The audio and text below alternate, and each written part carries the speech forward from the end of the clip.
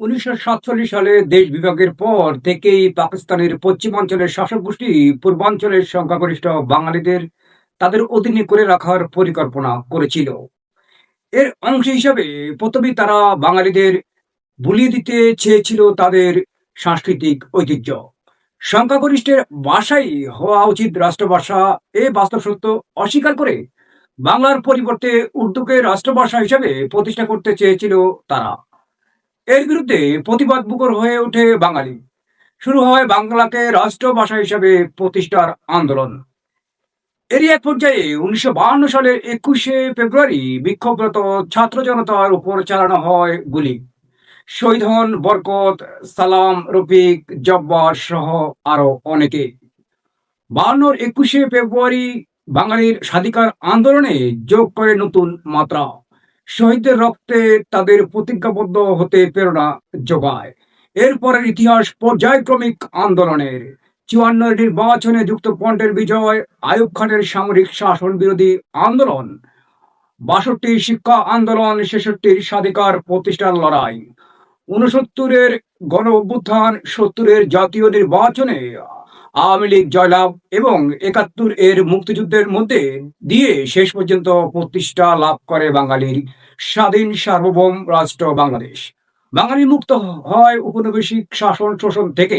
বাঙালির স্বাধীনতা সংগ্রামের ইতিহাসের প্রতিটি পর্যায়ে 52-র ভাষা আন্দোলন অনুপ্রেরণা হিসাবে কাজ করেছে। তাই 21 আমাদের জাতীয় জীবনে এক অন্তহীন প্রেরণার উৎস।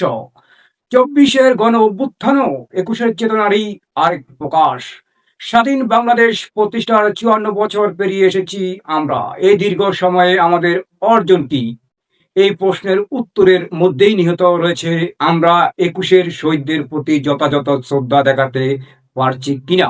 দেশ অনেকটা এগিয়েছে বলা যায়, কিন্তু 21শে ফেব্রুয়ারি আন্দোলনের সঙ্গে জড়িয়ে আছে যেসব তাৎপর্যপূর্ণ বিষয়, সেগুলোর কি নিষ্পত্তি করতে পেরেছি আমরা? বাংলা রাষ্ট্রভাষা হিসাবে স্বীকৃতি পেয়েছে সত্য, কিন্তু তা কি চালু করা সম্ভব হয়েছে সর্বস্তরে? 21-এর অন্যতম চেতনা ছিল রাষ্ট্রীয় জীবনে অসামান্য বৈষম্য, দুর্বলের উপর সবলের আধিপত্য ইত্যাদির অবসান। এই মহৎ আকাঙ্ক্ষার বাস্তবায়ন ঘটেছে কি? আমাদের ঐতিহ্য, কৃষ্টি, আবহমান কালের সংস্কৃতি ইত্যাদি সমুন্নত রাখার ঐক্যবদ্ধ সমন্বিত প্রচেষ্টা কি লক্ষ্য করা যাচ্ছে সমাজে? এসব প্রশ্নের উত্তর সন্তোষজনক নয়, বিতর্ক হয়ে রয়েছে। বিশ্বায়নের যুগে ভিন্ন সভ্যতা, ভিন্ন সংস্কৃতির যে অবাধ প্রবাহ, তাতে আমরা অবগাহন করব কিনা? আকাশ সংস্কৃতির ফলে ভিনদেশের যেসব বিষয় আমাদের বিরোধিতা করে, সেগুলো আমরা গ্রহণ করব কিনা?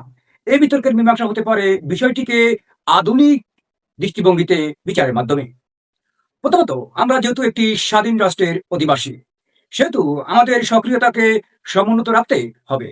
পাশাপাশি স্বতন্ত্র একটি জাতি হিসাবে নিজস্ব সাংস্কৃতিক বৈশিষ্ট্য সমুন্নত রেখেই ভিন্ন সংস্কৃতি কৃষ্টির সঙ্গে মিথস্ক্রিয়া ঘটাতে হবে। ভাষার প্রশ্নে বলতে হয় আমাদের জীবন চলবে মাতৃভাষার মাধ্যমে। তবে আন্তর্জাতিক যোগাযোগের জন্য শিখতে হবে সাধ্যমতো অন্য ভাষাও। 21শে ফেব্রুয়ারি আন্তর্জাতিক মাতৃভাষা দিবস হিসাবে স্বীকৃতি পেয়েছে। এর অর্থ পৃথিবীর সব মাতৃভাষাই স্ব জাতির নিজস্ব ও অপরিবর্তনযোগ্য ভাষা। সব মাতৃভাষা ও আঞ্চলিক ভাষাকেই সমান মর্যাদা দিয়ে সেগুলো সংরক্ষণের দায়িত্ব রয়েছে বিশ্ববাসীর।